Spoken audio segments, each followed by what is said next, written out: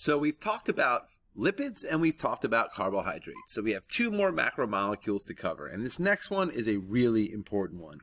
And that is going to be proteins. Now, when you think of a living organism, like think of yourself, for example, think about all the things that make you up, right? So what are some things that you could think of, like parts of your body? Well, you probably think of things like muscles, right? Skin. You might be thinking of your bones, right? Your skeleton. You probably think about, your organs, okay? All these different parts of your body. And if I were to say, what are those all made out of? Well, they're going to all be made out of one of these type of macromolecules, right? It could be carbohydrates, it could be lipids, it could be proteins or nucleic acids. Well, everything's kind of a mixture of the different types of macromolecules. But what is the most abundant type of macromolecule in your body? It's going to be your proteins. Proteins are like the physical stuff that makes you up. Your muscles, made out of proteins. Your bones, made out of proteins. Your skin, made out of proteins, right? So all these different components, all the little molecules, like you've probably heard of hormones before. You probably heard of hemoglobin, like in your blood, all proteins. So proteins are really the machinery of your body and of living things. So you've heard me talk about living things be like machines before, right? I can compare it to a car, or I can compare it to any kind of machine, right? Well, the parts that make up that machine, the moving parts, the gears and things like that, those are going to be your proteins. So proteins are extremely important. Excuse me. So what are the elements that make up your protein? So up to this point, we've talked about lipids and carbohydrates, and both of those are made of carbon, hydrogen, and oxygen, and that's it. It's just carbon, hydrogen, oxygen. Carbohydrates are a 1 to 2 to 1 ratio. Lipids are a 1 to 2 to almost 0. What I'm going to talk about now are proteins, and proteins are a little more complex. They're made up of carbon, hydrogen, oxygen, nitrogen, and sulfur. So they have nitrogen and sulfur. And the way that I always tell the students to remember that is just remember CHONS. CHONS, C-H-O-N-S. Carbon, hydrogen, oxygen, nitrogen, sulfur. Why is it important? It's essential for all life. You need proteins in order for life to function. You can't have a car without the different machinery that makes the car run. You can't have life without the pieces that make life run, and that's going to be proteins. So what are proteins made out of? What are the subunits that make up proteins? They're called amino acids. And you may have heard of amino acids before. So like, for example, let's say you work out. You might take some protein powder, and it'll say full of all the essential amino acids. So amino acids are molecules that form together to make proteins. And there's actually 20 different types of amino acids. And what ends up happening is those amino acids form together to make these proteins, and they do it by something we talked about called a condensation or a dehydration synthesis reaction. So what ends up happening is these amino acids will lose a water molecule, and they form together to make these long chains called proteins. Now, we have thousands and thousands and thousands of different kinds of proteins that exist, but there's only 20 amino acids. So how is that possible? How could we only have 20 amino acids and then have thousands and thousands and thousands of different types of proteins? Well, I'll ask you this question. How many letters are in the alphabet? Think about it for a second. Right? You came up with the number 26, right? So there's 26 letters in the alphabet. Well, how many words are there? Countless words, right? So how is it possible that there's only 26 letters in the alphabet and we have so many words? Well, the reason why that's possible is you can combine those letters all different ways, right? You can have the same 5 letters. So for example, let me give you an example here. Let me erase this.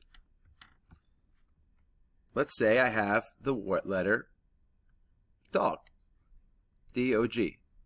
If I say, what does that mean? You would probably look at it and think of a dog, right? Think of a hairy animal with a nose and some ears. What if I reverse those letters? Well, it's the same 3 letters, but if I go the other direction, I get a very different meaning, right? Well, that is exactly how proteins work. If I change the order of those amino acids, I get a different protein. So I can have 20 amino acids, and I can have a countless number of proteins. So that's how you can have only 20 amino acids and thousands and thousands and thousands of types of proteins. What are the jobs of your proteins? Well, your proteins have many jobs. One is that's what your muscles are made out of. So when you think of muscle, muscle is what allows you to move. And what muscle's made out of is these long, thin fibers called muscle fibers that are made of proteins. Also, if you've ever heard of antibodies before. So, for example, we have this virus going on right now. You probably keep hearing everybody talking about antibody response. Your antibodies are actually proteins that attach to invading molecules like viruses and makes them so they can't function. So antibodies are really important for your immune system. Enzymes. We're going to talk all about enzymes after we're done with this unit. Enzymes are a type of protein which speed up reactions. So we need enzymes in order to go through our body's reactions. Like, for example, digestion. We are able to digest fats because we have enzymes called lipases. We're able to digest proteins. We're able to digest carbohydrates because of specific enzymes which break things down.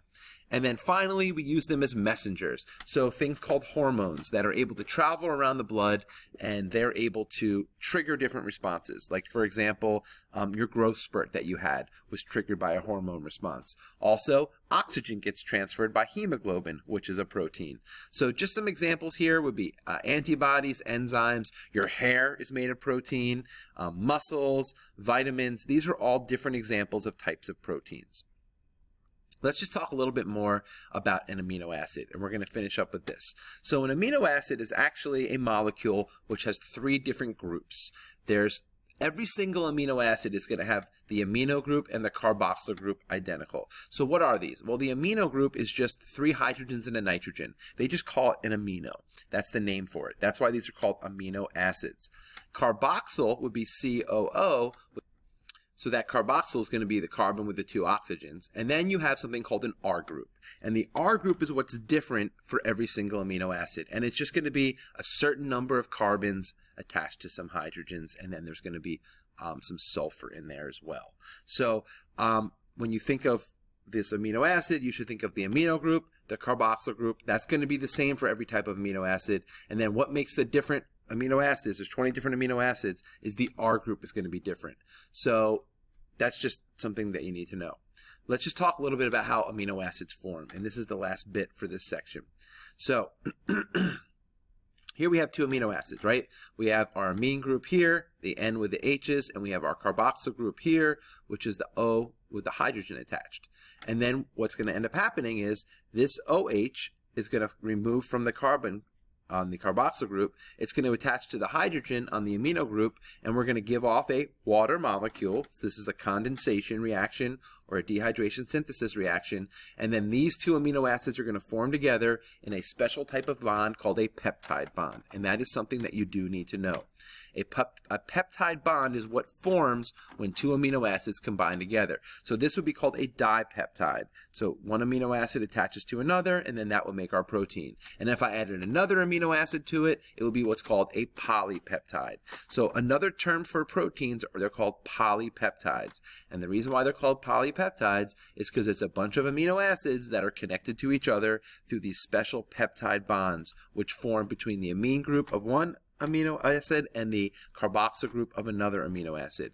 So these would be 2 different amino acids which combine together to make a protein or a polypeptide. Thank you.